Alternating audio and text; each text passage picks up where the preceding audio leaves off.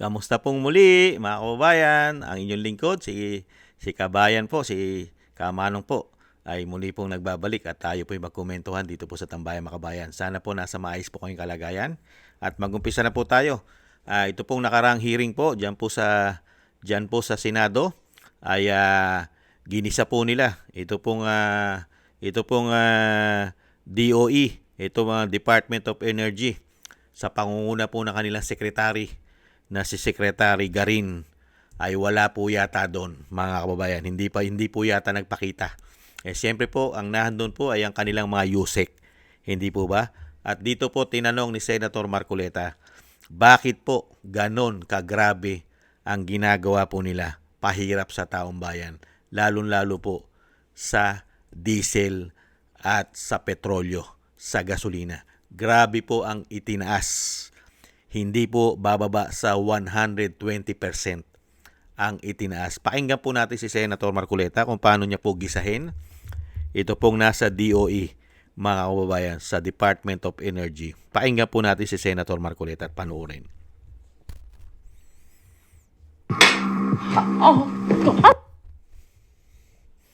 Nung sinabi po nila na talagang ganito ang itataas, 120%, did we take their statement as gospel truth right away?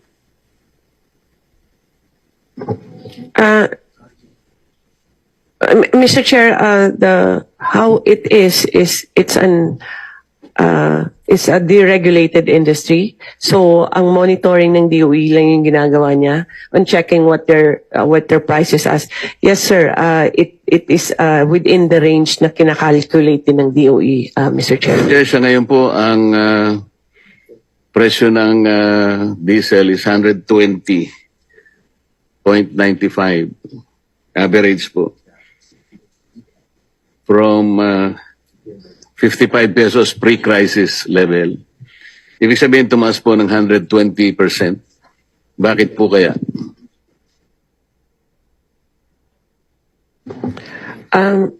Mr. Chair, the increase is basically because we are an importing country. We don't have any refinery. We don't have indigenous resources. Or very, very minute lang. And if Mr. Chair, if you allow me, our fuel, our pump price, more or less, ang fuel cost niyan is about more than half, mga 50+%.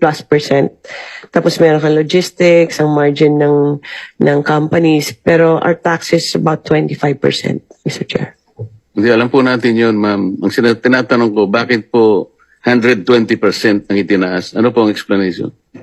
Mr. Chair, the upward push is because of the cost, the price of fuel, Mr. Chair, and because there's a increase in price of fuel, and then there's uncertainty in the infrastructure of the oil industry internationally.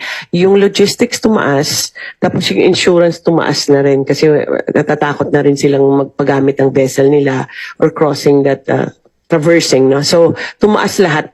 That's a component, all the logistics, insurance, mga lahat po, Mr. Chair. Did the government initiate an inquiry, for example, from the oil players, kung yung 120% is reasonable?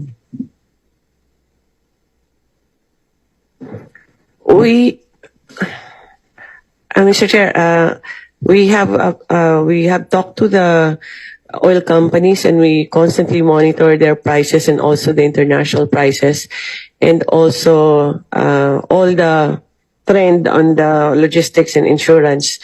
Tumataas talaga and it within range naman yung increase ng pump prices natin, Mr. Chair. Mr. Chair, ang ibig ko sabihin, nung sinabi po nila na talagang ganito ang itataas, 120%, did we take their statement as gospel truth right away?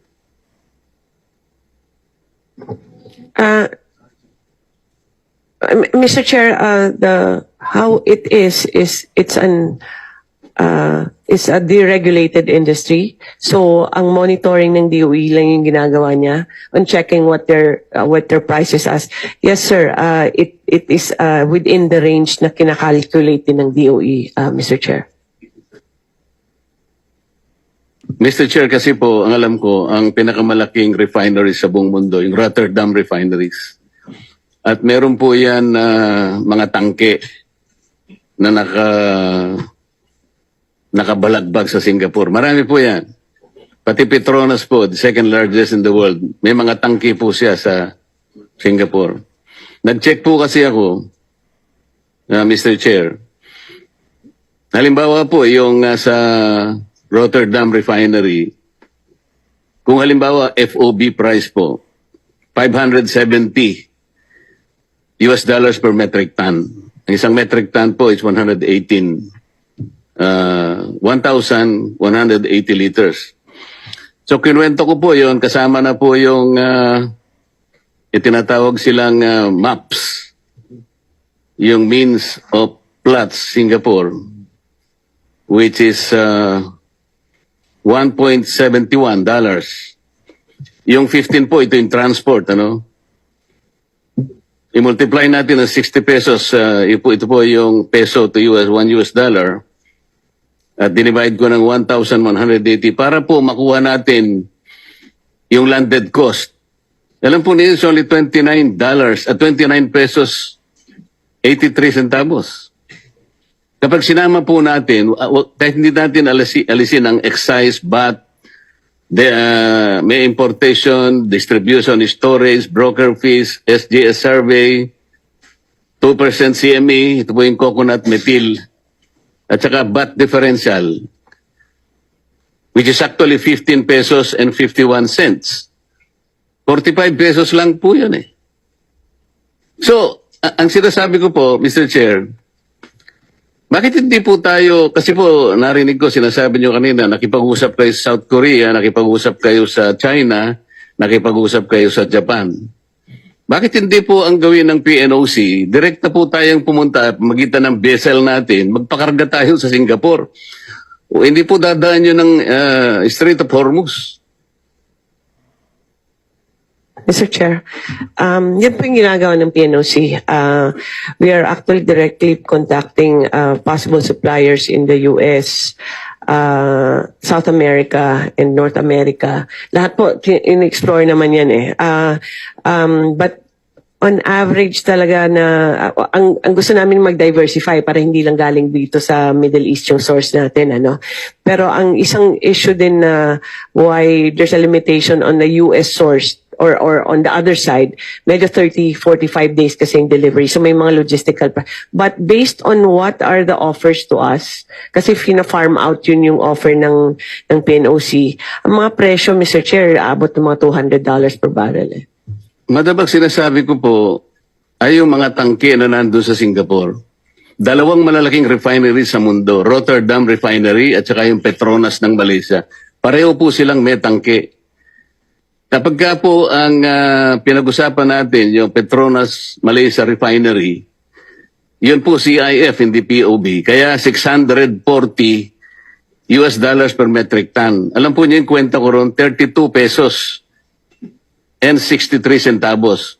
Isama natin po yung additional cost. Huwag na po nating ialisin ang excise, VAT, and so on and so forth. 15.51, ang magiging presyo, mahal lang ng konti, 48 pesos per liter. Bakit po sinasabi natin, kinakausap natin ang Amerika o sa Caribbean, kung ano man yung gusto nyo kausapin, South Korea, or ang sinasabi ko po, nasa Singapore po yung mga tangke. Pwede po nating i-dispatch ang diesel natin, diesel tank transaction lang po pinag-uusapan natin eh. Nakapagtanong po ako sa kaibigan sa mga industry sa Singapore, kaya ko po nakuha itong ganitong mga data, kaya po tinatanong ko sa inyo, paano po nangyari? Ang sabi ng Pangulo 2 weeks ago, meron po tayong about 50 to 60 days. 2 weeks lang po nangyari. Meron po tayong stock. Bakit bakit sumipa po ng 120%? Yun po yung tinatanong ko. Nag-react po lahat ang ating mga sektor, agriculture, transport, lahat na po. Kaya nga po yung 230 billion na sinasabi ng ng DBM, na gano'n na eh. Ang tinatanong ko lang po, bakit po tayo napunta sa 120% kagad? Bakit naging 110, 120 pesos ang average po ng liter ng diesel? At yung po namang gasolina, 62%. Bakit hindi po natin tinanong man lang, bakit po nagkaganon? Akala ko po ba, tinitingnan natin. Ano po ba yung explanation dito? Mr. Chair, ang presyo talaga ng international nag-increase eh. And we will check the vessels na mini-mention ni Senator Marcoleta. But based on sa mga information na nakuha namin sa mga nag-o-offer sa PNOC and also from our oil companies, may malaking increase talaga both on diesel and gasoline at 101%. Tama ba to? Ang increase niya for the past 3 weeks, 101% and 182% for diesel. But we'll check for the other sources, Mr. Chair, kung baka iba yung arrangements nila, Mr. Chair. Sir, nung sinabi po nila na talagang ganito ang itataas, 120%, did we take their statement as gospel truth right away?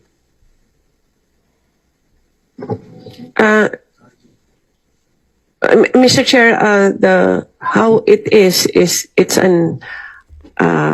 a deregulated industry. So, ang monitoring ng DOE lang yung ginagawa niya on checking what they're Yan po mga tambay, nakita nyo po? Wala po alos makita tayo dito po sa DOE na pumapabor po sa taong bayan. Lahat po ay pumapabor sa kanila. At syempre po sa mga negosyante, sa mga oligarko. Kaya po malinaw na malinaw, hindi po masagot. Bakit po itinataas ng napakalaki? Unang-una, yung sinabi ng Pangulo, meron pa tayong stock ng 50 to 60 days. 2 linggo pa lang nakalipas. Pero itinaas mo na. At pangalawa, meron makukuhang malapit at makakamura. Hindi ka na pupunta ng Middle East, nahandyan na Singapore. Bakit ayaw po nilang gawin? Bakit puro pinipilit nila? Puro malalayo. Nakikipag-usap na sila. Sa Amerika, sa North America, sa South America, kung saan po at ito'y bumibiyahe pa ng month, matagal na biyahe, samantalang nahandyan na sa Asia, nahandyan na Singapore. Bakit po kaya? Para makontrol ang kita? Mga kababayan, isang damukal, nakikitain nila. Ito po ba'y sinasabing may pagmamahal sa taong bayan? Puprotektahan ang taong bayan, mga kababayan? Bibigyan ng maayos, kaluagan ng taong bayan? Kaya nga bigla sumipat, sumirit. Ibang klase ang gobyerno ngayon. Ibang klase po, mga kababayan. Kaya nga po, tiningnan po natin, pinakamataas po ang ipinalo at itinaas po sa merkado ng diesel sa buong Asia, mga kababayan. Katulad po nito, ang presyo lang po noong mga panahon na yon, yan po mga kababayan, yan po ang presyo po nung hindi pa po tumataas ang diesel at ngayon po'y sobrang taas. Nakalagay po dyan ang Asian Diesel Price Tracker, mga kababayan. Ito pong panahon natin ngayon. Ang Pilipinas po ay nangunguna sa pagtaas. Yung sinasabi ni Senator Marcoleta na 120%. Mga kababayan, ay dyan po ay 90 o almost 100 na po. Yung 54 ay lumalaro na po ng sinasabing 100 plus hanggang 129 pesos per litro ang itinaas. Grabe, no?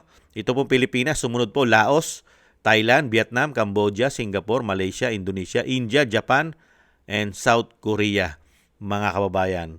Ang tangi pong nagtaas ng sobrang laki po ng presyo dyan po sa diesel, sa petrolyo ay ang Pilipinas. Dito po ay almost 100%. Pero doon po sa sinasabi ni Senator Marcoleta ay 120% po itinaas sa ating bansa, mga kababayan. Grabe, nagtaas po ng almost kulang 70 pesos per liter ang itinaas po sa ating bansa. Samantalang sa mga karatig bansa po natin, mga kababayan, ay hindi po ganon katindi ang itinaas po nila. Nagtaas lang po sila mga 33%. Meron pong pinakamataas po nila ay 45%. Samantalang sa ating bansa ay mahigit 100% ang itinaas. Nakita nyo po kung paano po pagsamantalahan ang gyera. Ang gyera po ay pinagsasamantalahan di umano ng mga oligarkiya di umano para kumita ng limpak na salapi. Hindi kaya wala po silang pagmamahal sa Pilipino. Talaga pong pera-pera lang po yata talaga sila.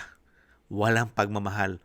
Pati po paghihirap ng mga Pilipino ay sinasamantala nila. Hindi po ba? Ganyan po sila kasakim, kaganid, kaswapang, kagahaman sa pera. Hindi kaya? Kaya po nakakalungkot. Ito pong gobyerno na ito ay mukhang kasabwat pa para pahirapan ang mga Pilipino. Maghikahos sa hirap ang mga Pilipino. Dahil alam naman po natin, pag tumaas po ang gasolina, diesel, kerosene, lahat po ay magtataasan. Ano ang ibinibigay pong kaginawahan ng gobyerno? Sige nga, magbibigay lang ng kakarampot na subsidy, pero ang kinikita nila di umano ay limpak. Dahil sa pagtaas, sinasamantala nila di umano. Samantalang pwede naman gumawa ng paraan na makakamura at hindi ganong katindi ang pagtaas ng mga petrolyo sa ating bansa. Kaya nakakalungkot po. Binigyan po tayo ng lingkod bayan na unti-unti po tayong pinapatay sa hirap. Ibang klase po. Kaya sana po dumating naman po pagkakataon na meron naman po isang agila na galing sa Mindanao na mag-ayos ng gobyerno at muling ibangon ang ating lugmok na bansa, lalong-lalo po sa kahirapan at sa utang. At grabe rin po ang ginawa nilang pagnanakaw, korupsyon at pamumulitika. Sana po. Maraming salamat po, Senator Marcoleta. Kaya nga lang po, mahihirapan po na sumunod po sila sa inyo. Dahil nga po, immune na po sila. Dahil ang hangad lang naman po nila sa ating bansa ay puro pakinabang. Hindi po ba, Senator Marcoleta? Dahil sindikato po ang gobyerno ngayon, di umano. Sindikato. Puro po pakinabang ang kanila pong ginagawa sa ating bansa. Sabwatan. At kahit po ano gawin natin, kahit po batikusin po natin ang batikusin, kahit po yung DOE na si Secretary Garin, ay sumusunod lang po yan sa utos. Sumusunod lang po sa utos yan sa kumpas si Secretary Garin. Hindi kaya? Nahandyan po ang kumpas ng palasyo at malakas din daw po kapangyarihan ng First Lady, di umano? Hindi po ba? At alam naman po natin na lahat po sila ay may issue ng korupsyon, mga kababayan. Maraming salamat po, Senator Marcoleta. At kami po yan nagdarasal na sana po ay matapos na po ang ginagawa pong pahirap sa atin ng mga demonyong yan, mga kababayan. Maraming salamat po sa inyo at ingatan po kayo, lalo-lalo po sa inyo po mga paggawa. Ingat-ingat po. Ang dasal po namin ay maingatan po kayo. Maraming salamat po mga tambay sa mga gusto po natin tambay makabayan sa YouTube at TikTok at ganun din po sa ating mga subscribers at patuloy nagsusubscribe at mga nagko-comment, like and share and subscribe. Maraming salamat po sa inyo. Shoutout po sa inyo lahat.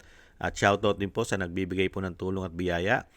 Shoutout po kay Tatay Nick ng Canada, kay Mila Yi, ako si Pilam, si Jem Aris ng United Arab Emirates, si Jake, si Eric Hershaw ng Canada, Kingston ng Hong Kong, Beichi Chiyoko, Jake Yahut ng Maisog, California, USA, Gina Ray Solidides ng Berlin, Germany, Julieta Silona, Sydney, Australia, Baby Roman at Ate Isa ng Cagayan, si Jobilin Watanabe ng Japan, ako si Pilam, Teodorico Erguisa Jr., Arpel Villacorta, Wills Bubbles, Rosalina, Michelle Yamaguchi, si Norma Garcia, Gay at Chena, si Nancy Lumampao, Balance Vision TV at Jesus Valdepena. Thank you po sa inyo. Ingat-ingat po kayo, lalong-lalo po sa inyo po mga paggawa. Shoutout po sa inyo lahat. At syempre po, yung dasal po natin mga kababayan, ang ating pong buong sambayanan at ang pamilya Duterte, ang ating Vice President, ganun din po ang dating Pangulo at ang ating pong mga soldiers at ex-marine, ay maingatan po tayong lahat sa kapahamakan. At madugtungan pa po ang buhay at kalakasan ng dating Pangulo. Maraming salamat po sa mga dasal mga kababayan. At God bless po sa inyong lahat. Tiis-tiis lang po muna tayo. Paalam. Bye-bye.